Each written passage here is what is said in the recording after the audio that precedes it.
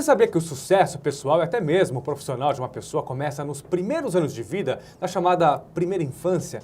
A educação infantil tem papel fundamental na formação de um indivíduo.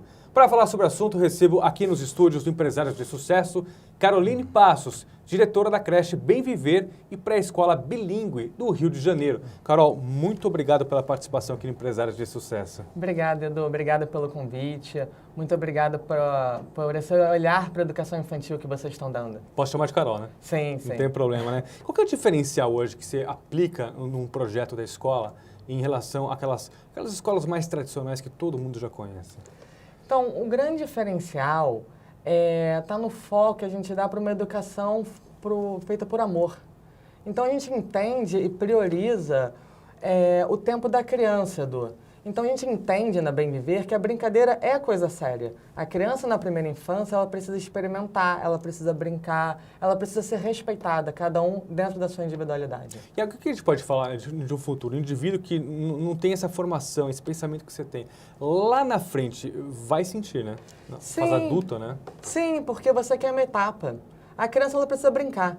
Se você não permite a criança, que a criança seja criança, ela vai querer ter esse comportamento lá na adolescência. Então, eu costumo dizer que a orelha não passa a cabeça, né, Edu? Então, a gente tem que deixar a criança, ainda mais na primeira infância, esgotar as etapas de desenvolvimento. E como que é esse trabalho? Você começou faz não tanto tempo assim, né? Você falou que ela começou, ela cresceu dentro de uma escola, né? Os pais trabalhavam na escola e tudo mais, e cresceu esse projeto. Como que cresceu isso e como está o desenvolvimento até hoje? Então, eu costumo dizer que vem do berço, né? Eu tenho... O meu pai, ele é professor, meu pai é gestor educacional há 45 anos. A minha mãe é professora, psicopedagoga e psicóloga. Então, acho que a educação já vem no meu DNA, né? Com 14 anos, eu já comecei a trabalhar na escola para ajudar minha mãe. A minha mãe, ela comprou a Bem Viver em 98, era uma escolinha pequena, com 16 alunos. E com 14 anos, eu comecei a ajudar minha mãe. Quando eu entrei na faculdade, obviamente eu me tornei professora, assim como os meus pais.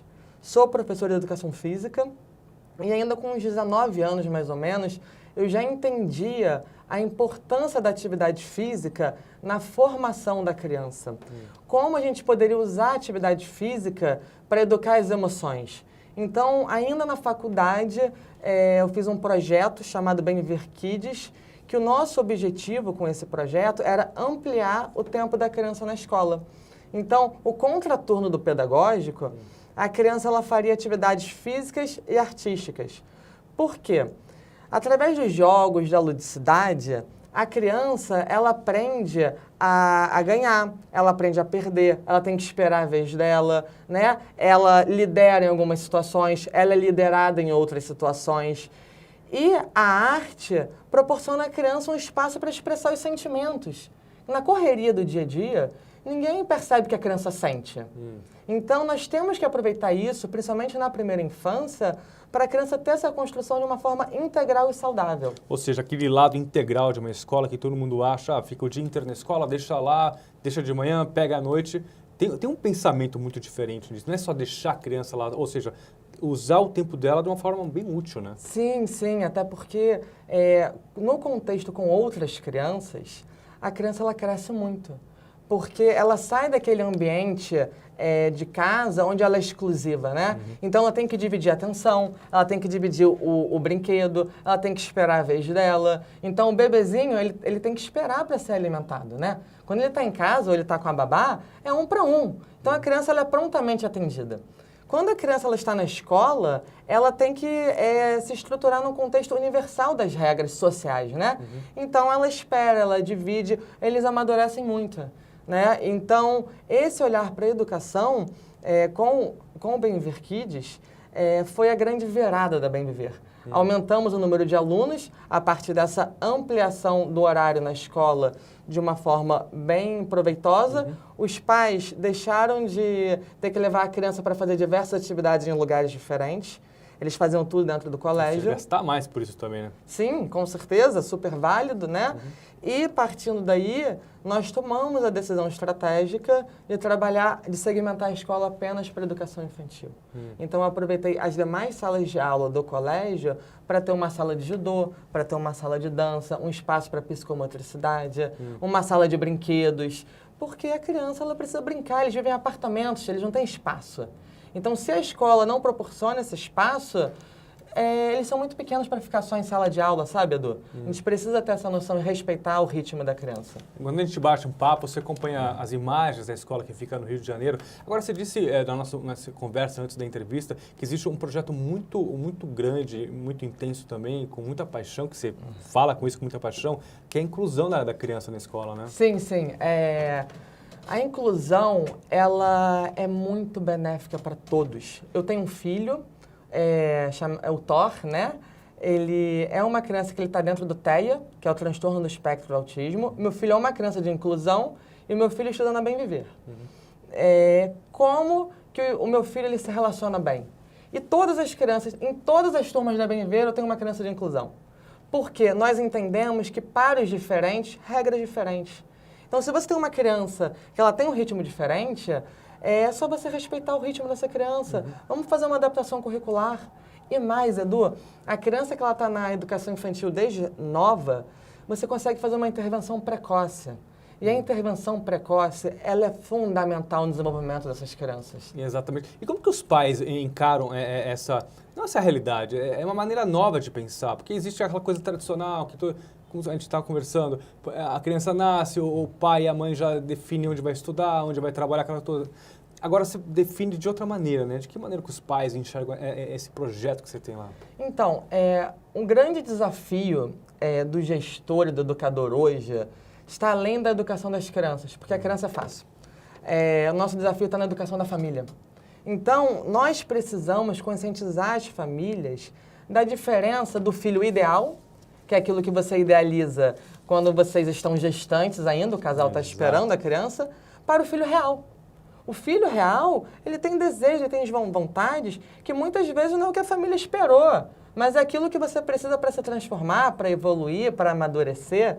E nós precisamos, como escola, acolher essas famílias. Então, a inclusão, ela é muito bem vista na Bem Viver para os pais que estão lá. Porque eles entendem que, num contexto de um grupo, onde você tem uma criança, por exemplo, que... Vou exemplificar aqui o meu filho, que tem 6 anos e ainda não está falando. Você trabalha com um grupo, tolerância, o respeito às diferenças, os amigos ajudam, os amigos esperam, os amigos tentam entender, vamos fazer uma comunicação alternativa, vamos organizar a rotina dessa criança diferente. E toda essa diferença, ela é muito construtiva para os dois. A criança que é inclusiva e a criança dita típica, né? Exatamente. O que a gente vê hoje no mercado de trabalho, até na vida social, não existe aquela coisa mais quadrada, aquela coisa tradicional. Porque não adianta você colocar uma criança numa escola tradicional e querer no futuro algo diferente, que não vai ter. Não vai ter. E, Edu, eu bato muito na tecla. O mundo está mudando, as escolas precisam mudar. Né? E isso tem que vir da gestão da escola, tem que vir da liderança. Então, a forma como o gestor entende a educação e a forma como o gestor lidera a sua equipe vai ser a forma que a equipe vai desenvolver o trabalho com as crianças. Então, nós precisamos abrir a nossa mente. Nós precisamos estruturar a escola para atender a criança, não a expectativa do adulto. E agora, para 2020, para a gente terminar nosso papo, um novo passo, a escola se torna bilíngue, né? Sim, já somos bilíngue, né? A nossa proposta são 3 horas dia de atividade em inglês, tá?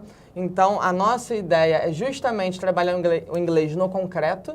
A criança, ela vivencia o segundo idioma brincando no parque de diversão, aí ela vai adquirir o vocabulário. Não é ali no livro escrevendo. Aquela forma lúdica que pega, né? Sim, porque a criança ela aprende fazendo. O ser humano a gente constrói a partir do erro. Então, quando você proporciona à criança a oportunidade de ela fazer, ela vai errar. E quando ela erra, ela vai conseguir construir o acerto dela, né? Então, além disso, em 2020, nós temos na grade curricular da escola aulas de yoga, tá? Não é uma atividade extra, é uma atividade curricular, assim como a música, a educação física, a psicomotricidade, ou o próprio inglês, né? Por que a yoga é curricular? Porque se a criança, na primeira infância, ela tem a oportunidade de entender o poder da respiração, por exemplo, a gente não tem tanta síndrome do pânico, tantas questões de ansiedade e depressão como a gente percebe hoje nos próprios adolescentes. Então, nós precisamos proporcionar às crianças uma forma de crescer diferente. Nós temos também, eu tenho 2 projetos na pré-escola que estão sendo implantados, que são um dos projetos que eu adoro, que é o Pequenas Sementes de Ciências, que é um projeto que foi idealizado pela professora Joana Ramos, que é uma docente da UFRJ, do campus de Duque de Caxias.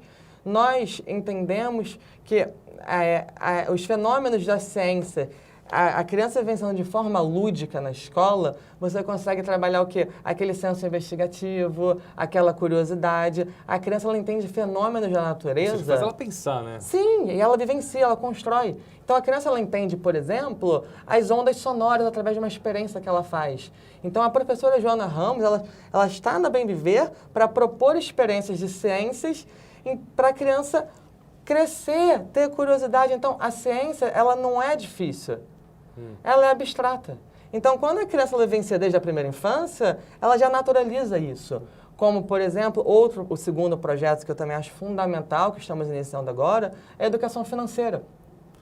Já com 4 anos, eles já estão estudando educação financeira na BNDES. E o Brasil precisa, tem tantos desempregados, tanta gente afundada em dívida, acho que falta isso também, Sim, verdade. porque a criança, ela precisa entender a relação com o dinheiro de uma forma sustentável. Se a criança, ela entende que você tem um sonho, mas para você realizar aquele sonho, você precisa orçar. E para você, com base no orçamento, você tem um planejamento. A partir daquele planejamento, você vai alcançar o seu sonho. E essa é uma educação que ela se estende à família. Porque a própria criança vivencia isso na escola, ela chega em casa e fala, com a família.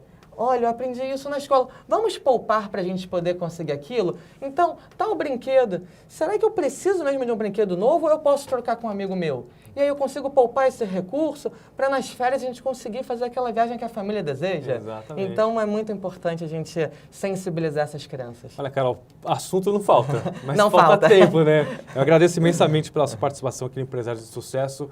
Continua com essa paixão que conversar com vocês se transmite. Isso é muito legal, viu? Muito obrigada, Edu. Obrigada pelo olhar de vocês para a educação. Acho que o nosso país está precisando, acho que as escolas estão precisando. E muito obrigada pelo olhar de vocês. Tá certo. Obrigado, Carol. Empresários de Sucesso fica por aqui. Até a próxima.